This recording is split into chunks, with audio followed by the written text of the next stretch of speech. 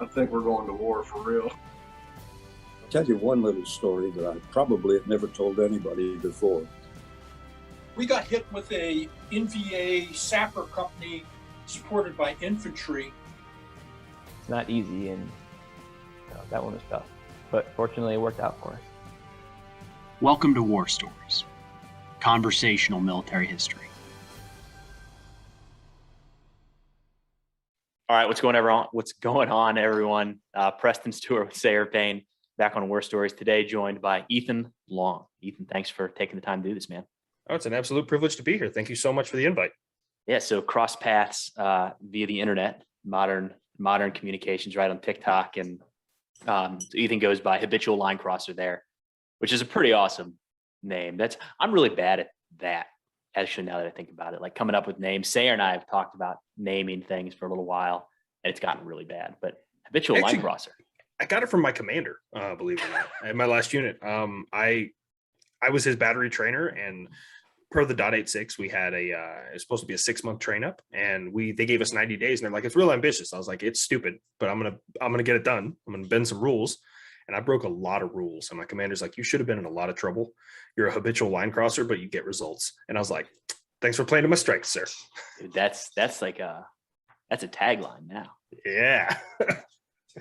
So you're still, I think, go ahead, well, Sayer. the line crossing, I mean, my opinion, that is sort of the essence of the military, like figuring out there's a lot of rules, right? Oh, But absolutely. that doesn't mean you follow all of them. You have to figure out which ones are the ones that you got to really follow. But then the other ones are just there's a lot of arbitrariness, and it's like, and they're an impedance on things. So it's like this, because I feel like the dumb, easy answer every time is do 100% of all of it. Yeah. That's simple. Okay. But like, really, you probably only need to do 80%. The 20 is the cutout, the crap.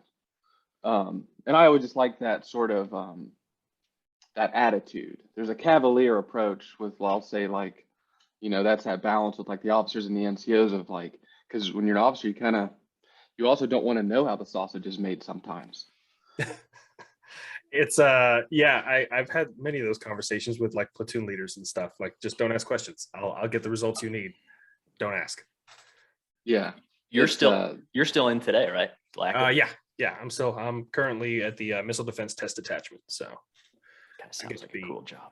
It is a challenge. I've grown more here as a leader than any other duty station I've ever had.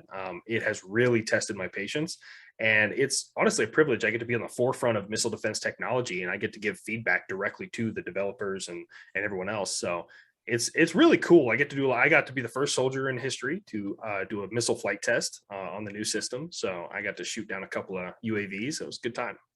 Oh, Wow. That's cool. Going to be so important. Oh yeah. Oh, it's going to be huge. I got the missile plug somewhere around here for it.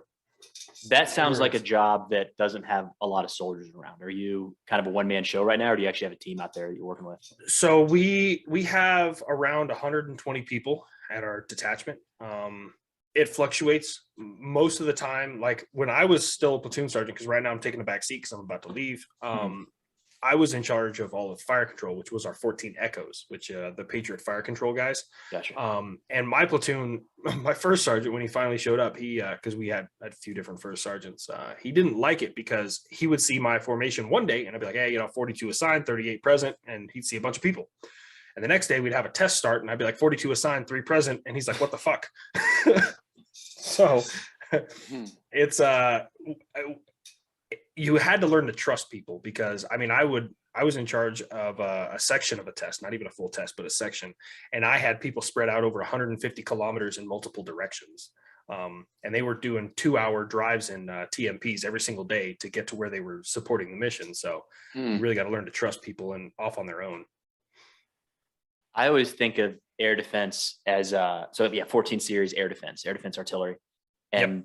I always thought of that as like man pads shooting down jets flying overhead. But is it shifting more towards like UAVs? So the way it works, in a layered air defense, I'm going to try and I gotta think about this because I gotta keep it unclass. Layered air defense, you got your 14 Mikes and your 14 Papas, which are your Avengers and your Stinger guys. Those are the ones line of sight. Like I see the jet, I'm going to shoot it down. Mhm. And those are considered SHORAD, or short range air defense. For me, I fall into the HIMAD category, and HIMAD involves Patriot and THAAD, which is terminal high altitude area air defense. I don't know if you've ever seen those before. They're like Patriot, but they go higher and further. Do they have them sitting around at Fort Sill? They got a bunch of that stuff sitting. They do Okay. actually. That would have been the only time. Yeah. You've probably driven past, if you've gone down Fort Sill Boulevard, you'll see all the Patriot radars on the left-hand side, and like the next building down, you'll see all the THAAD systems. So, and that's the HIMAD, or the high range air defense. And so we're broke down into those two categories, but now we're realizing that air defense as a whole has kind of operated in a vacuum. Like only SHORAD guys work together, only HIMAD guys work together, and that's wrong. You can't get a proper layered air defense with that. So right now what we're shifting to is the system we've been working on. It's no secret, it's IBCS, the Integrated Air Missile Defense Battle Command System. What that will do is allow the mantra is any shooter, any sensor, meaning like if this radar has good eyes on it, but this missile has a higher probability of intercepting it, then the system is going to take both of those into account and engage the threat. So hopefully we're getting there. Yeah. And this is not shooting down. Are you also talking about shooting down individual missiles and stuff? Yes. So it would be kind of the air defense thing is if it flies, it dies. This includes fixed wing, rotary wing, UAV, which there's 3 acronyms for UAV in my job. That's fun. And then TBM, tactical ballistic missile. And then in the higher end, you got ICBMs, or intercontinental ballistic missiles. And then of course, cruise missiles are also a threat. Right. So covers everything. Interesting. So these last 20 years, there's like been a big conversation that a lot of the military warfighting capabilities kind of focused on this low intensity conflict, and like the infantry fight, the artillery fight, the armor fight, and it's totally different to where we might be behind in terms of kind of near peer stuff, because ADA wasn't, I mean, you guys, I don't think, were shooting down things left and right in Iraq and Afghanistan for 20 years.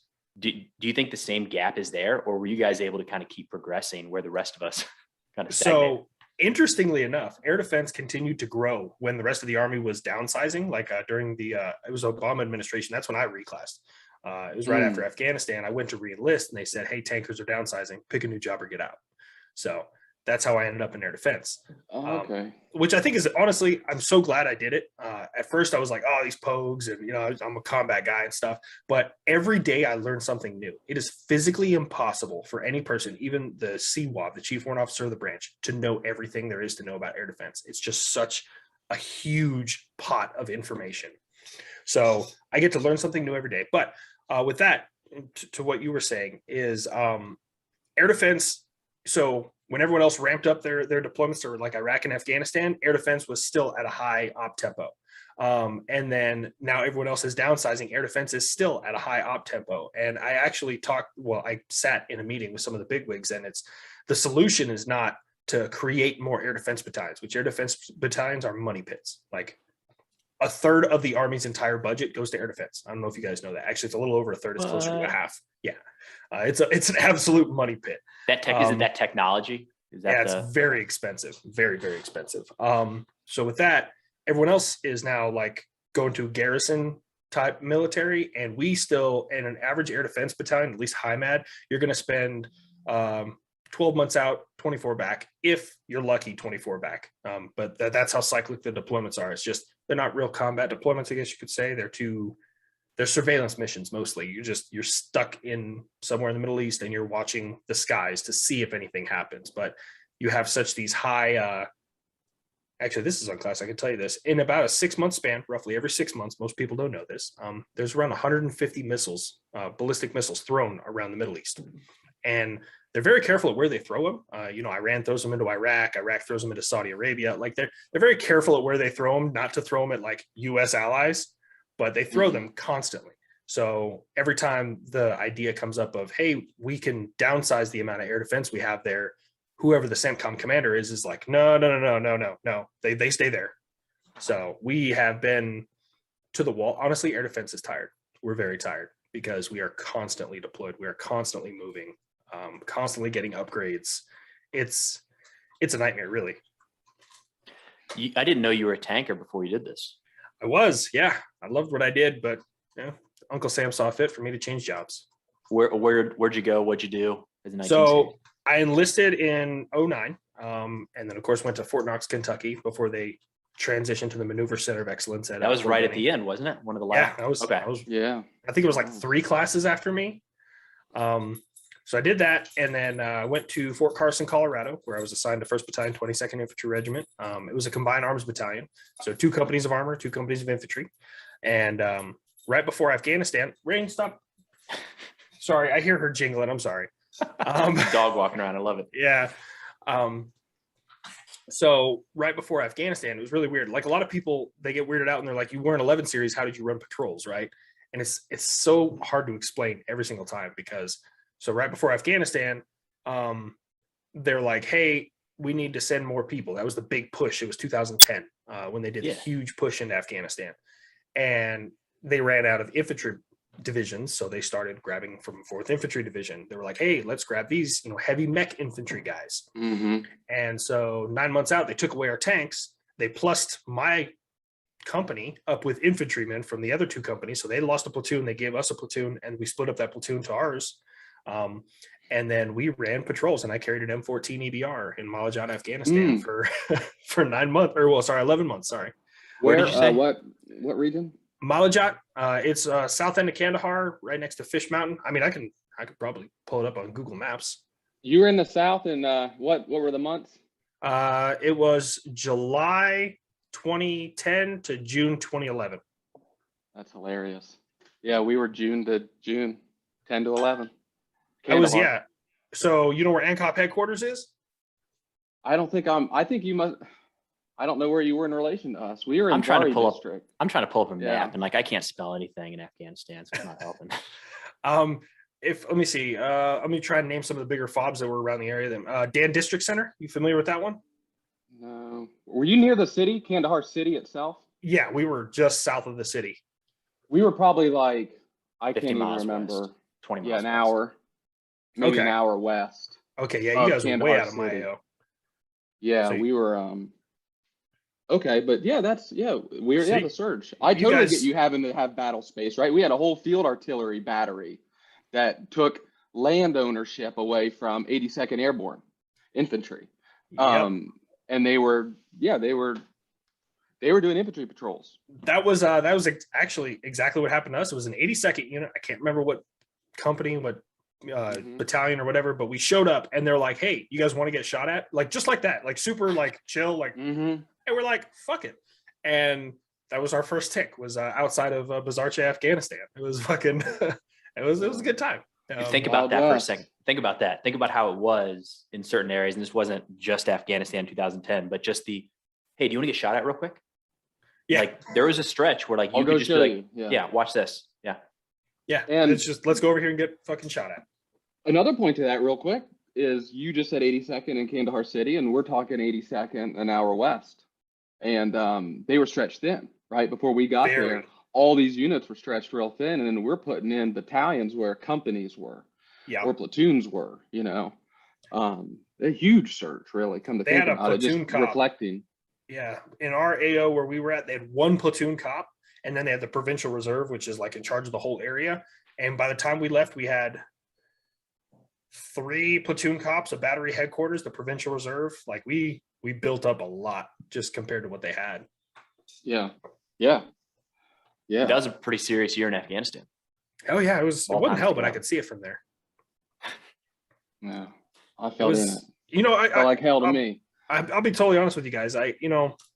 And this is part of, I guess you could say, because I am a big advocate for mental health. Is after Afghanistan, it was a really weird feeling. You hear about all these war stories from these old school vets and stuff, and I mean Iraq and the surge, initial push and stuff. So when I got back from Afghanistan and I was having like my sleep trouble and alcoholism and all sorts of different stuff, I didn't think I'd gone through enough combat to deserve to go to mental health. Like I was like, I only lost 2 friends. I only had 3 more wounded. Like that's not enough. You hear about entire platoons getting wiped out. And it was one of my NCOs. He'd been to Iraq before this. And he's like, nah, man, that wasn't a good tour, man. Like that was rough. and he escorted me and made sure that I continued to go. And I cannot thank his name was Justin Rontes. I cannot thank him enough for what he did. Great NCO. Sorry, it was my little mental health plug. No, I mean, it's all relative. I mean, I agree with you because, well, you have to shake things off. That's a part of the job, you know, and you're always saying, well, if they can do it, I can do it.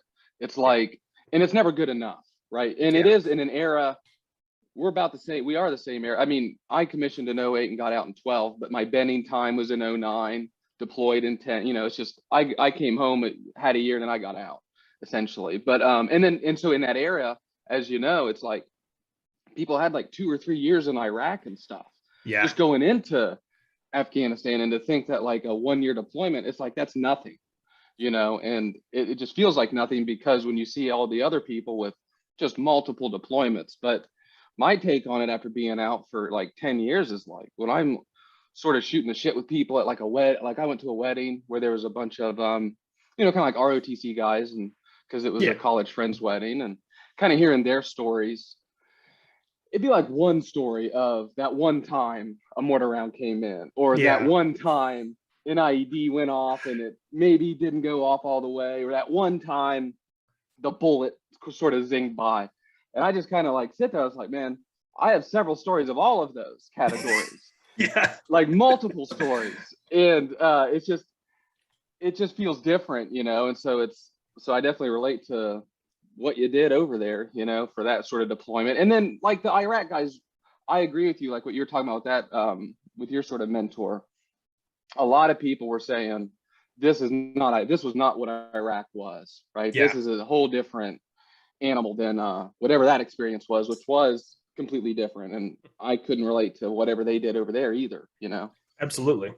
You bring up a good point, man, where it's like, I remember it was shortly after we got back, there was maybe it was a documentary or something. There was something about a female in the Air Force went through some major like PTSD storyline because she was at Kandahar airfield and some rockets were striking on the airfield, right?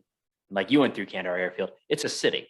Like, yeah, it gets rocketed daily. Like we've all kind of been through there. Yeah, and I'm sure you got the same thing where like when you get there, like, oh my God, rockets. And then when you leave, it's like, man, rockets, you'll be fine. Yeah.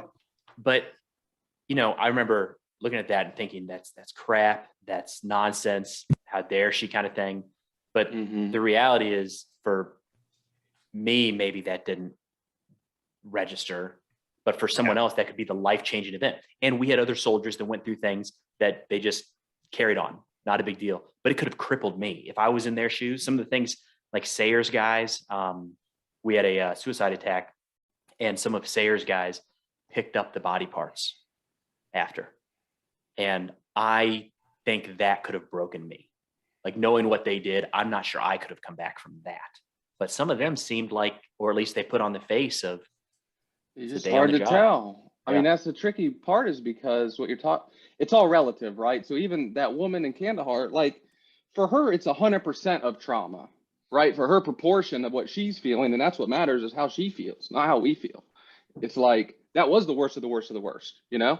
And then for us, we just become essentially sensitized or desensitized, I'm sorry, to like really jacked up stuff, you know, that you're not supposed to really endure.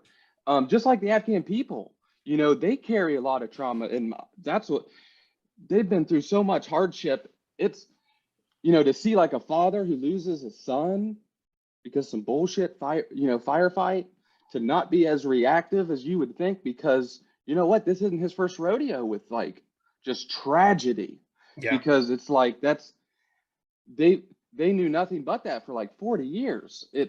I find it, on that note, like it's so hard to explain to people here stateside that life is not held to such a high like standard as it is here when you're there. Like it was just like a blink of an eye, and it was no big deal. Perfect example, ACS 5, where I was, you know, spent most of my time, right next to us was an old Russian minefield.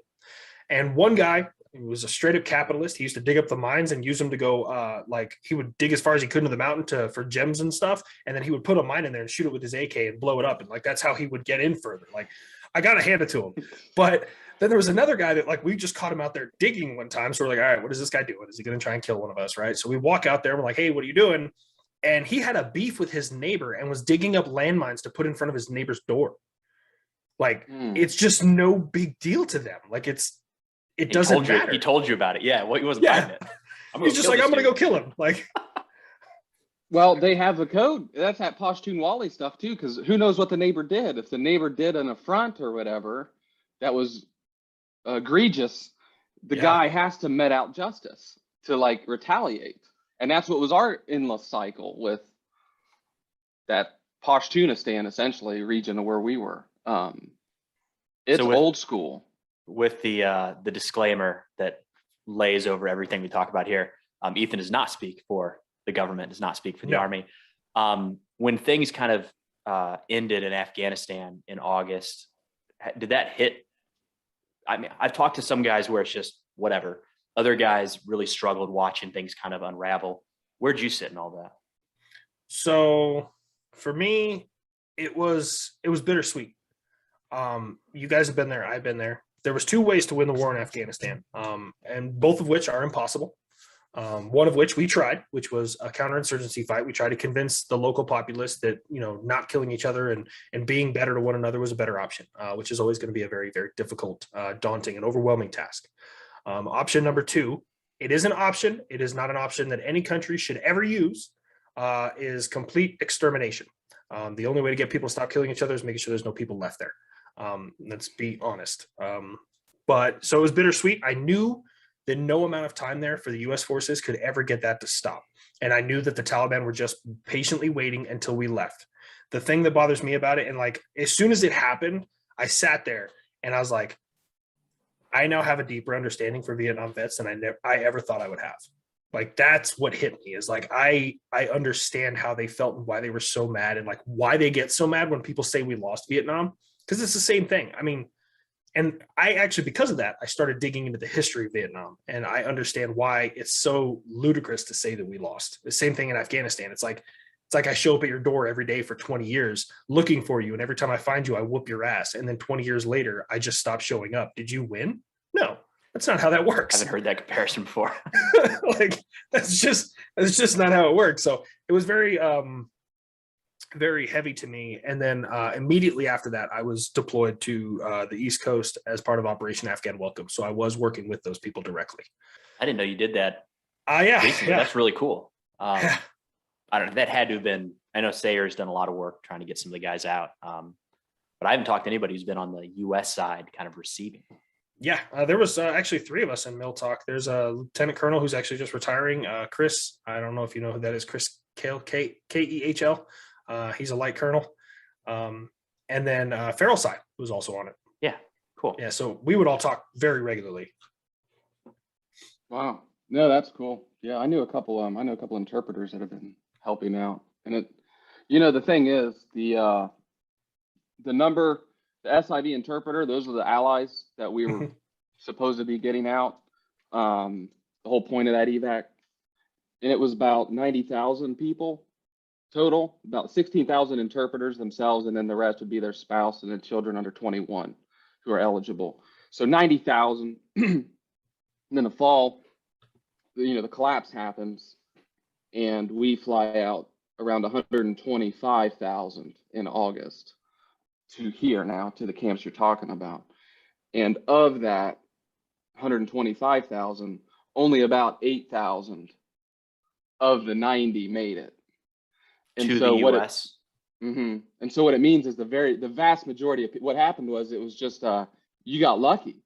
Like the rumor happened, hey, if you can get through the gate, you can come to America.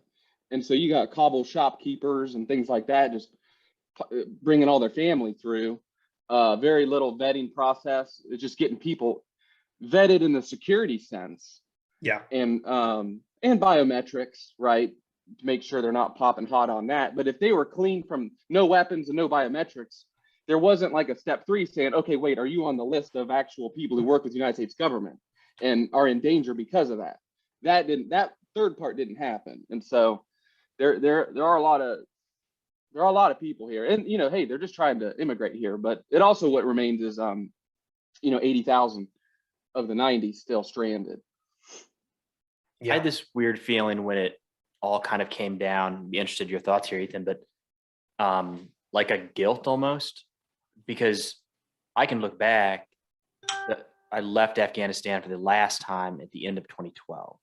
So second deployment, end of 2012. So go back 8, 9, 10 years. And then I didn't feel like they had any chance of success.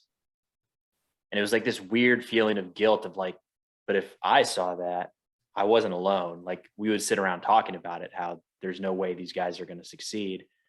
But then I don't know what I do with that, or what does anybody do with that when you're a lieutenant or a private or a sergeant first class.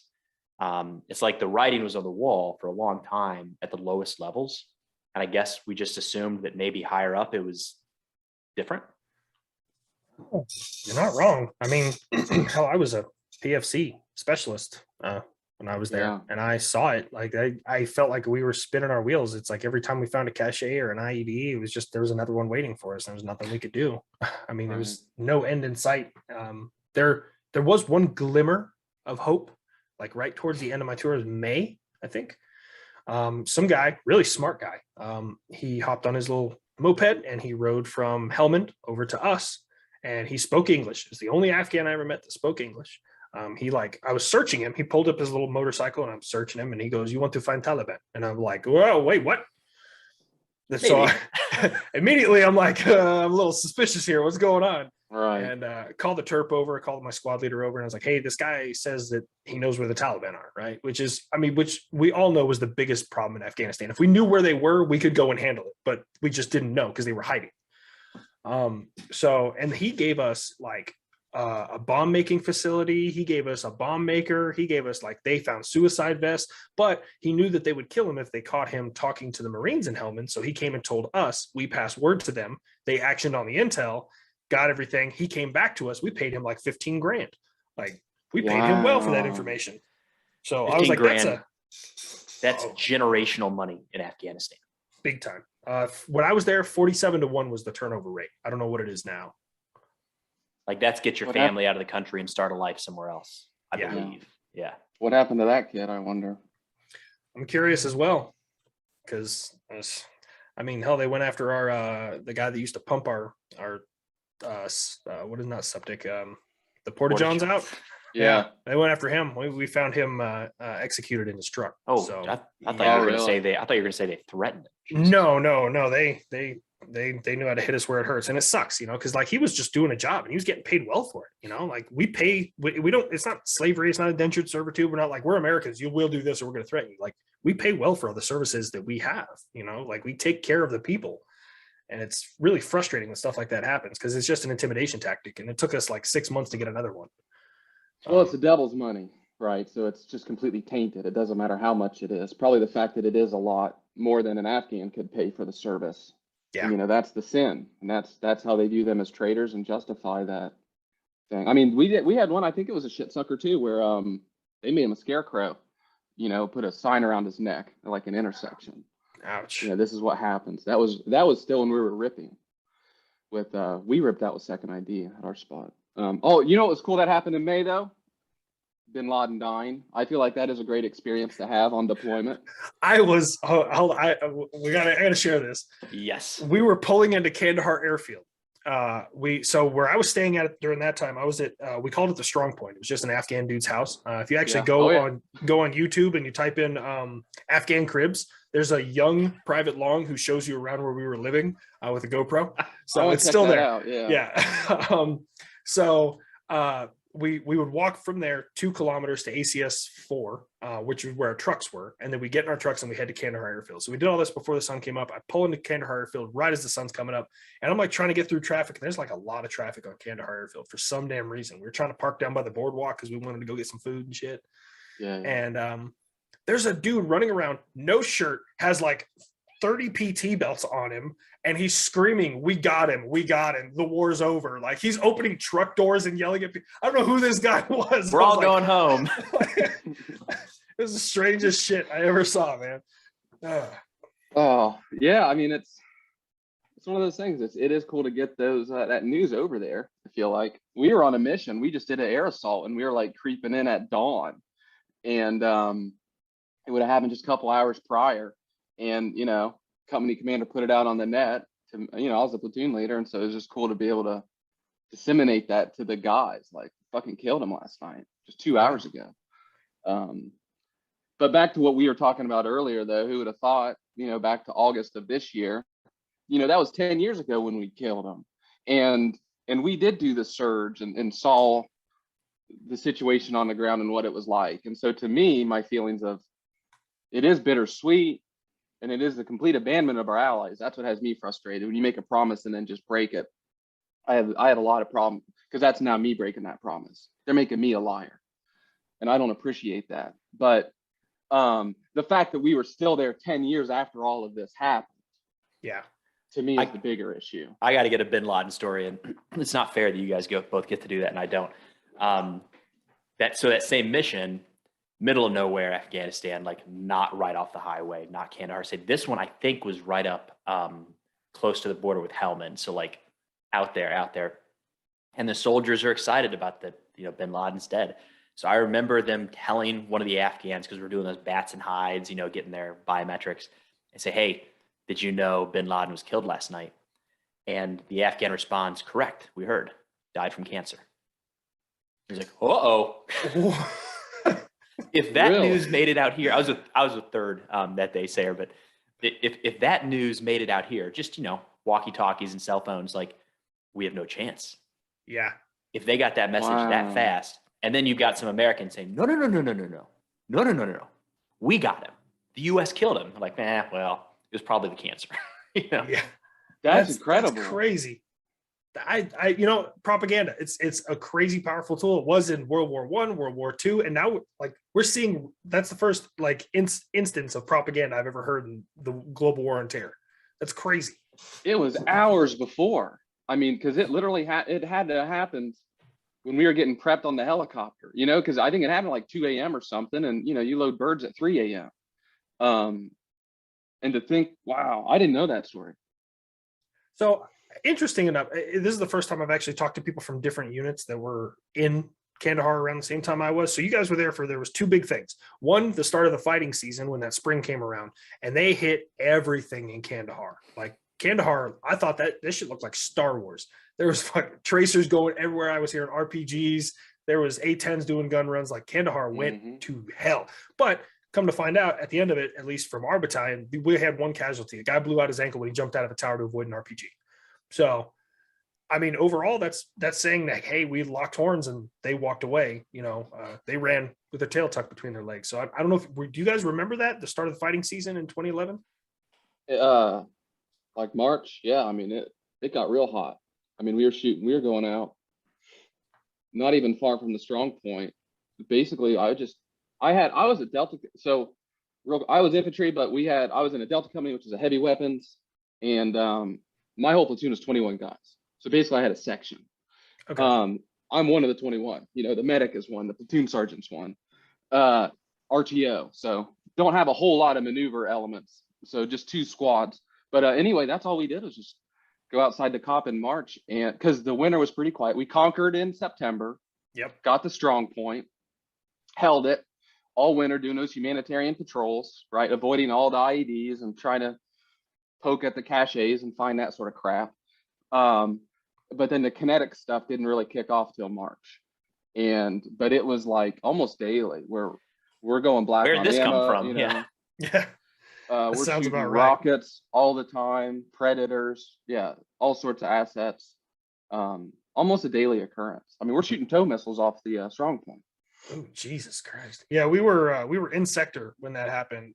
Twice we got caught in sector when bad things were going on, like Kandahar was melting down.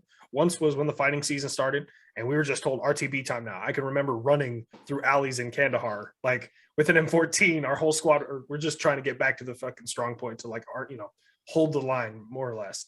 And then the second time, and you guys may have heard about this, Kandahar City, like half of it burned because some preacher down in Florida burned a Quran, and the Afghans found out about it, and they were none too happy and were attacking Americans and burning down buildings, and there was like a riot about it. I don't know if you guys remember. I heard about that. Yeah, and that didn't affect us. Okay. I don't. So it was just in the south end. No, it didn't affect the daily tempo, whatever they wanted to do anyway. We didn't have a lot of civilians around us. I remember that warning going out. Watch your Afghan partners, because they might be upset. The guys that are living with you wearing the A&A uniforms. Okay. But nothing came of it that I can remember. At least we out with us. we had DMZ. It was south of Highway 1. No man's Okay. land. It was almost, I mean, people, there were tenant farmers, sharecroppers. And so you'd have to worry about them during the day, but they also knew when it was about to get hot. Like in this time frame in March, we would basically just post up. I would try to take a squad out, just small guys to get shot at for that purpose. No helicopters in the air. So you send a small squad out, and then you just kind of wait you just post up in the grape row, and then you see the white van come with 4 dudes come out, and then the farmers walk north, and then you just wait because you can't shoot first, to get it on. They start shooting and trying to maneuver on us, and we try to pin them down and drop the building. And then that was what March was to me. That was a little bit more direct than we were, I guess. Like we had, few firefights, but usually by the time we gained fire superiority, they dipped. Pop shots, lots of fucking pop shots. Goddamn. Smart. Yeah. Anyone who thinks that fighting, everyone's like, oh, you guys lost to a bunch of farmers in dresses. Like, no, all the dumb ones were killed, like by 05. Like all the dumb ones were gone. These guys were definitely intelligent. And, but for us, it was IEDs and caches. It felt like every single day I was finding explosives or weapons or buried, because I had the mine detector for a lot of it.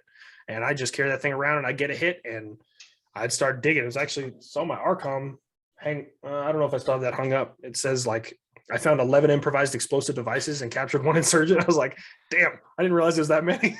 That placement of IEDs that you could probably talk to is what I'd go back to when were these just a bunch of idiots in robes and sandals. Like, no. Like, think, machine learning as to where you would actually step in an open field. Yep. And they watch people walk through these fields. And it's not just where you might step, but if somebody steps there, where's the guy behind you going to go? He's going to go to that wall. Yeah. So make sure you put one behind that wall. And just like the next level thought, that messed with your head, man. They would pay attention to our security. We'd find them, like the way we would post security would have to change because they put them on the corners right where we would post security in an alleyway. It's scary. Well, that was it. It was the pop shots. In my opinion, were never designed to hurt anybody. Mm-hmm. They were to grab your attention so that you would run behind cover, where behind cover was an IED, which is, as long as it goes off, it's 100% effective. Yeah, AK round isn't. We're wearing body armor, all sorts of stuff. Take your legs off. They were always watching us, highly intelligent. They didn't, just very smart. They would maneuver. That was the scary part, is they're maneuvering on you, and we're not maneuvering. We really can't maneuver because of the IED situation. Yeah. And that's not cool, because then I just always paranoid of they're going to get close enough to lob a RPG in the middle of the grape row, that's going to get us, and those sort of things. But we had the air assets, but they obviously had their countermeasures to how to hide in the bunkers and in the canals. And you were talking about running in the city. There were times, I definitely broke contact. Had to, because they've got us dialed in. They've got us pinned down in the field, and we need to get out of here, before something worse happens. Highly, I guess, respect them as a fighter. It's like I view them as the Comanche. I tell people this, and it's really, and I think you guys will understand it because you've been there. And I tell people I admire the Taliban's fighting spirit. I absolutely hate them. Like, face to face, I'm going to fight them until my last breath. But the fact that they are outgunned, out equipped, out trained, out everything, and they're still causing casualties, it's a little admirable. Like, you got to admire that. So you've started to get into some history stuff on TikTok, and you brought it up a second ago, so I want to take advantage of that moment. But like, you made the comparison to Vietnam, and I think it's deep. I'm not a scholar, so I got to do a lot of reading on it, but I feel like there's so many paths that track similarly. What have you seen when you're trying to compare the two? Where do you go? So when I look at it, the only difference I can find is the way the service members conducted themselves. Back then, there was a lot of sexual assault of the locals. There was a lot of rampant racism. There was a lot of war crimes, more or less, if I was a civilian saying that, I wouldn't understand the weight of what I just said. But like as a service member who's been there, and when I say something like war crimes, it's like plugging an innocent civilian, right? And I say that shooting somebody, right? Shooting an innocent civilian. Warfare really warps your brain. It really you become very content with the way things are. Your adrenaline is always on high. But going back to the comparison thing, the side by side, the similarities are staggering. It's really crazy. It's back then we weren't as nice. We didn't know what a counterinsurgency was, but it's like we bred the VC, because when we locked horns with the North Vietnamese, the uniformed enemy, the same way we did with the in Iraq with the Republican Guard, we locked horns with them, and they knew right away they couldn't stand toe to toe. Like, they immediately knew if they're wearing a uniform, we're going to put them down like a bad habit. So what did they do? They hid with the local population. They used different types of tactics. The other big difference I'll say is there was less explodey things in Vietnam and more really scary booby traps. The things that the Viet Cong were coming up with, I would rather have an IED hit me. I genuinely would. Compared to some of those spike traps and things that they built, I would rather step on a pressure plate. It's terrible. But it's really crazy to see that they both turned out almost the exact same way, considering the difference in approach. Like the United States was super aggressive and didn't understand how to go after an insurgency in Vietnam. And then in Afghanistan, we knew how to go after the insurgency, but it was just, sometimes it was like spinning your wheels. You just couldn't get ahead. So there's two very different approaches with the same outcome. That's what I've noticed. It's a tough one. And I guess we'll see, right? Vietnam seems to be a decent place now. And Vietnam was a way to keep the world at peace, in a way, to have a proxy war, which appeased the powers that be. It prevented millions and millions of deaths, even though lots and lots of deaths still occurred. It's just going to be interesting to see 30 years from now, what will Afghanistan look like? Did 20 years of an American presence, of the internet, of our hard drives being shared, of jawjacking with the ANA, of creating these businesses and opening schools they failed, yeah, but they all got a taste of it for a while. Of this modernization, because they didn't have running water or electricity. Nope. So it's like, it's going to take some time. It's a 5,000-year-old culture too. I mean, it predates Islam. The burqa itself, a lot of people don't know, it wasn't originated from Islam. Pashtuns had it before Islam even existed. So that's how they already sort of covered their women, and it's the perfect marriage of the religion and that Pashtun Wali code, which again, Islam is new to them.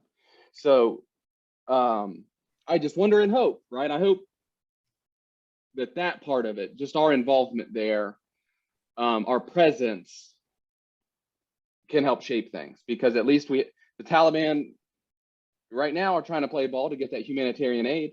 Do I fully trust them? I don't know, but they kind of have to do what they say because of that code too.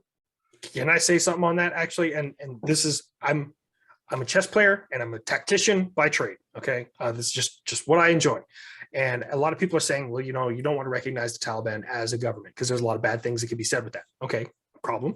Here's counter offer. If you do recognize them as the government and they do any form of aggression towards the United States, that is now an act of war from a sovereign nation. Just throwing that out there. That's a little bit different than an insurgency. But to your first point, I have no reservations that I will ever be able to be an old man walking a camera crew through the streets of Malajat and pointing out where I've been shot at or where I lost friends. I don't think that'll ever happen. I don't think it'll ever settle. Yeah. That's hard to envision at this point. I know. I mean, couldn't we at least had a beach or something? Like with Vietnam, you can go back and have good food and a beach. I don't know if I would want to go back as a tourist. We had Chili's at the boardwalk. Something that I try to, when I look at the big picture, is the idea that it's very challenging to win any sort of conflict when the local force wants something more than we do.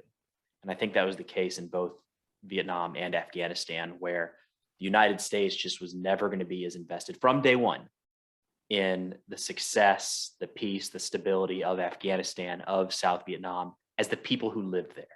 Yeah. And I don't know, maybe that does play forward. Maybe that plays into this, the issues with Ukraine and with Taiwan, because the US probably, when you interview, walk down the street and talk to people about it, we're just not going to be as willing to sacrifice as the people right there.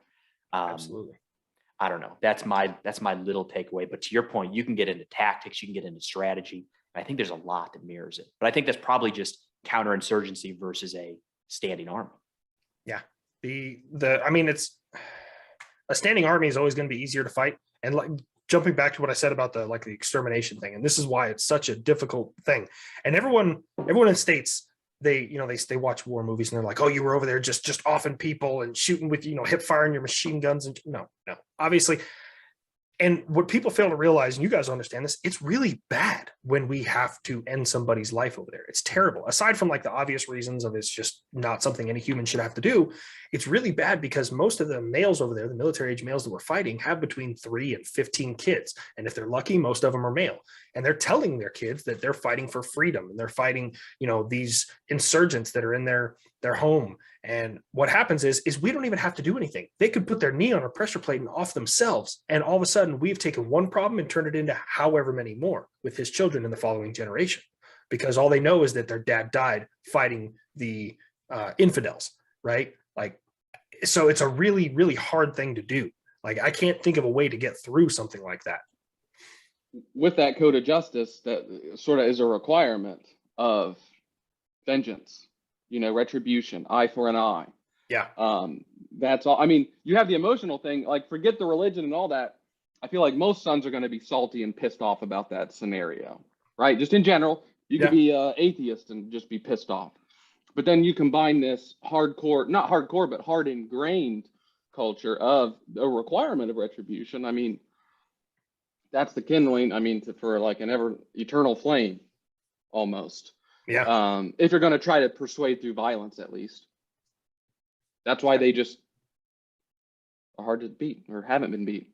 Yeah. I mean, could the culture be beaten? If we were fighting the culture, yes, absolutely. If we were conquerors, yeah. I mean, the United States has enough weaponry to knock the earth out of its own orbit 1,000 times over. But we were trying to detach an insurgency like a parasite from the culture there. And that is an overwhelming, daunting task. Yeah, I don't know how to do it. It's one of those things where now we've got 30, if you add it, well, I don't know. I guess if you go back further and further, you've got probably hundreds of years of insurgency to study. And there's no set way to do it. No.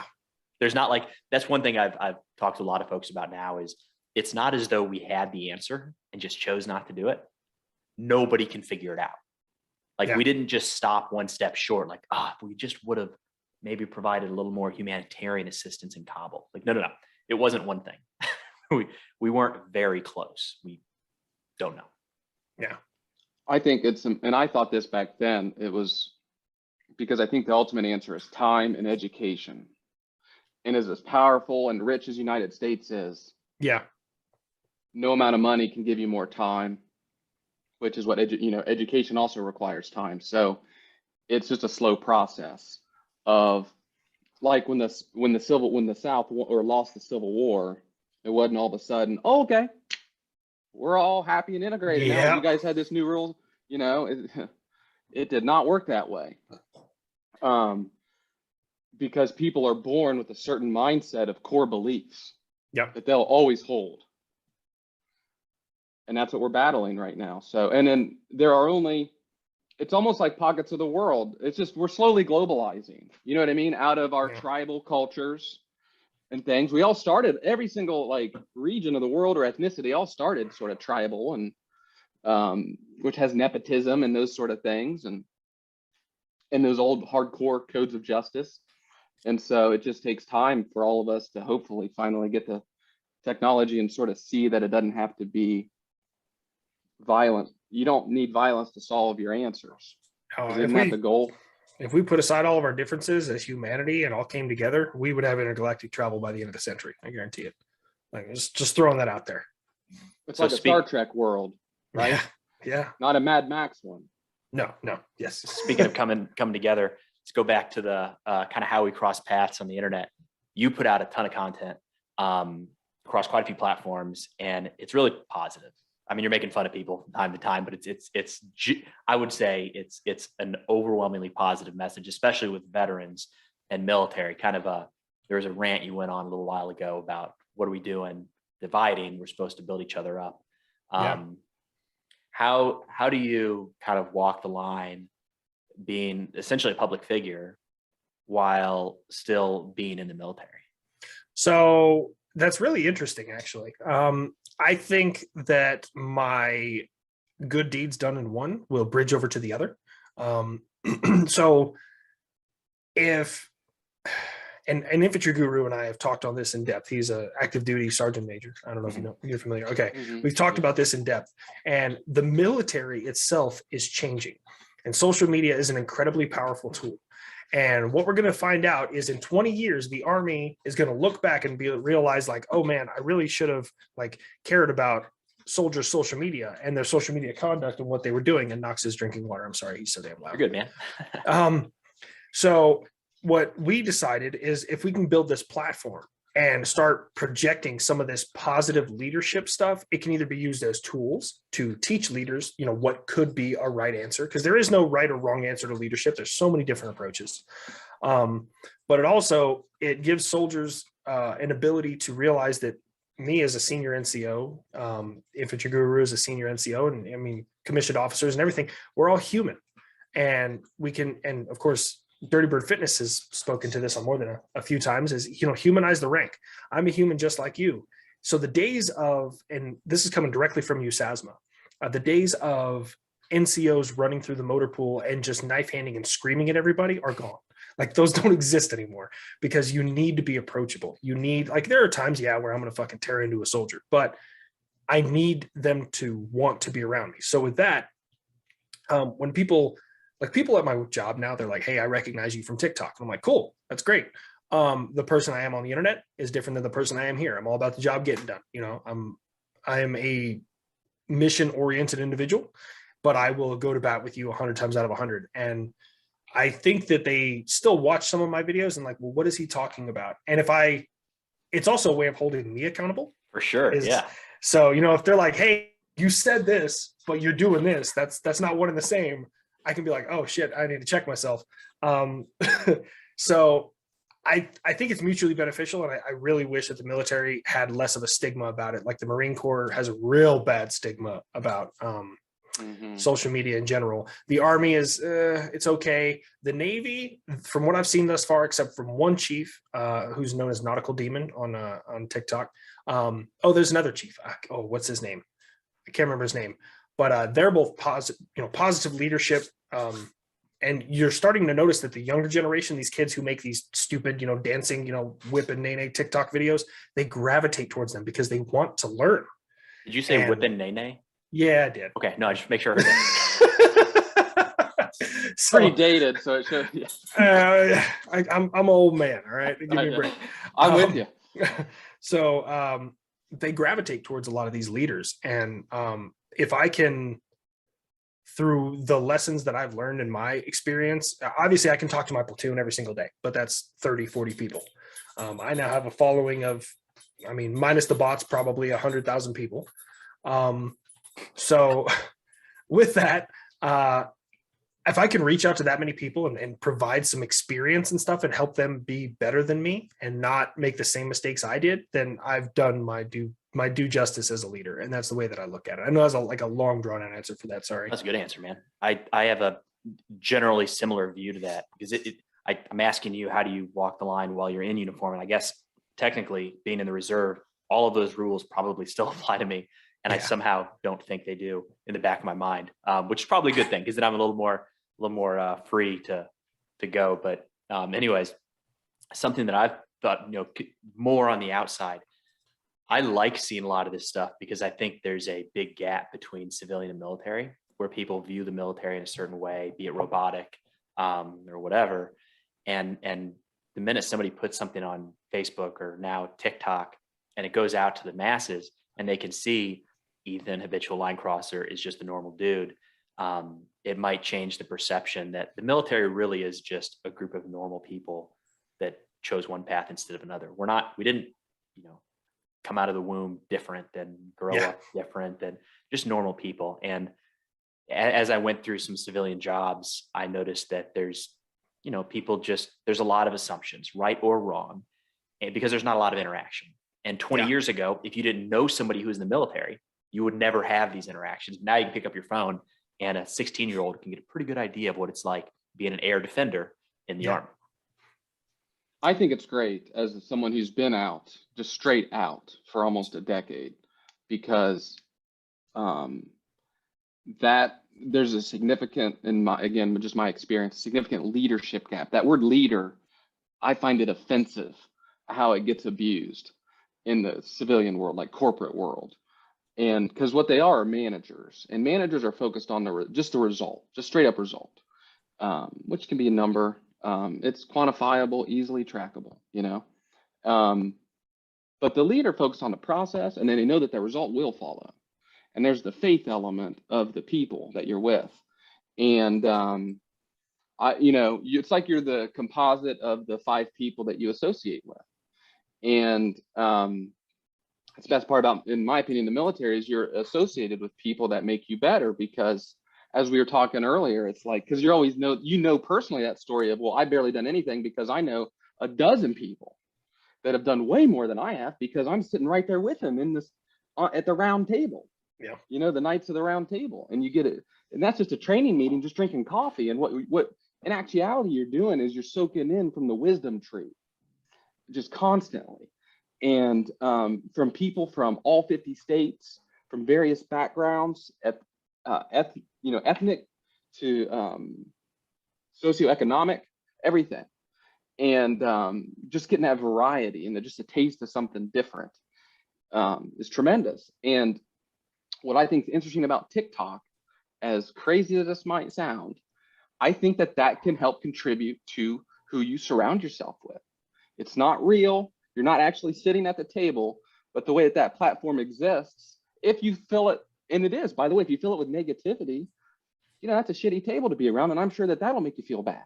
But if you do the opposite with the positivity and the stuff that interests you, you build your algorithm. It's yours. It's not theirs.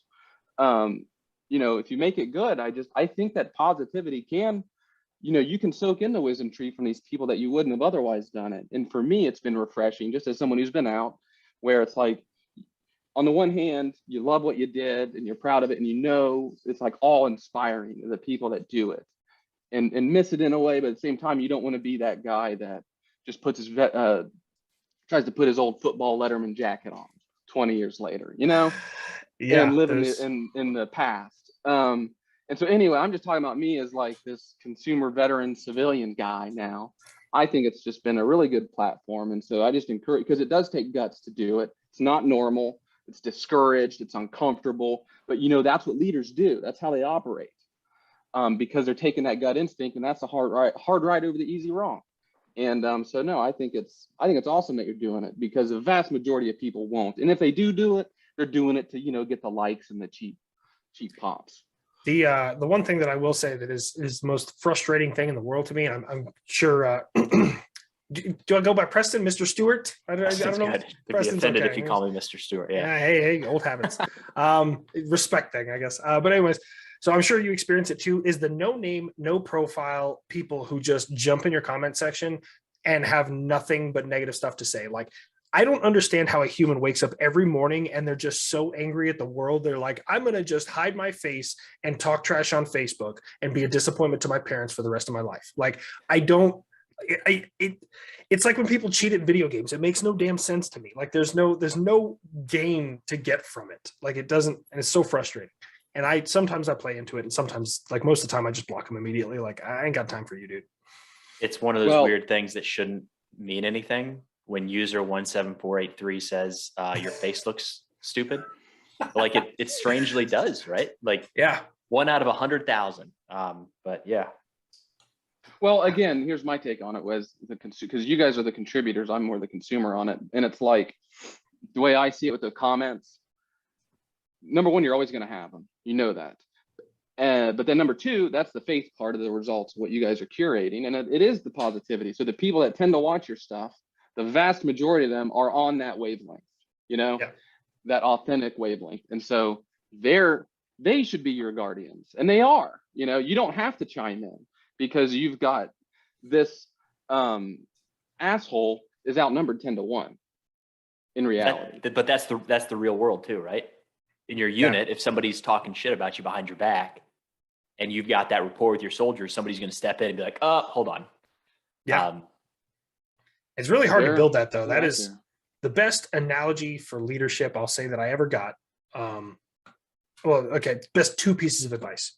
So one, and I treat everything in my life this way. This was from Staff Sergeant Casey Grakowiak. He used to say that it's not the obstacles in your way, it's how you overcome them that define who you are. So I look at everything in my life as an obstacle. You know, when I'm making TikTok content, like, okay, what am I trying to get over to somebody else here? My obstacle is their biases. How do I get through that, right? Financial problems that I've had in my life, you know, I mean, everything that has happened to me is just an obstacle. And it's not, I can't do it. It's how do I get through this?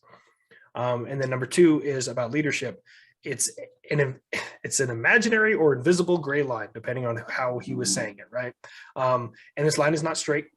It loop-de-loos, it goes all over the place. It's so hard to follow. But on one side, you're too friendly with your soldiers and they don't respect your authority. And on the other side, you're too stern and they won't approach you when they have a problem. So you need to be right in the middle of that. He gave me those pieces of advice, and tragically he was killed by a roadside bomb in 2010. But I never forgot those, and I treat everything in my life like that. Like it's just, I'm going to overcome everything. So that's the way. Yeah. And it gets passed on. And you're carrying it, you know. That's what makes all of it worthwhile, is passing on that knowledge, you know, and it's compounded interest. Absolutely. I try and give it to everybody I can because it's helped me so much through the years. What's going to be hard to top that as a way to end it. We're coming up on an hour. So Sorry. Ethan Long. No, man, it's awesome. Thank you so much for taking the time today. Is TikTok the best place for people to find you? Link up? Yeah. They can find me there. And then in my link tree on my profile, there's my Discord. You can reach out to me in there. I play video games with whoever, whenever. I just enjoy, talking to people and, mingling. So, love it, man. We'll put those links in the show notes here for anybody. But yeah, man, thanks for taking the time. Keep doing what you're doing, and looking forward to staying in touch. Okay. Thank you so much for the invite. I appreciate you guys letting me be here. Absolutely. Yeah, See you, man. See ya.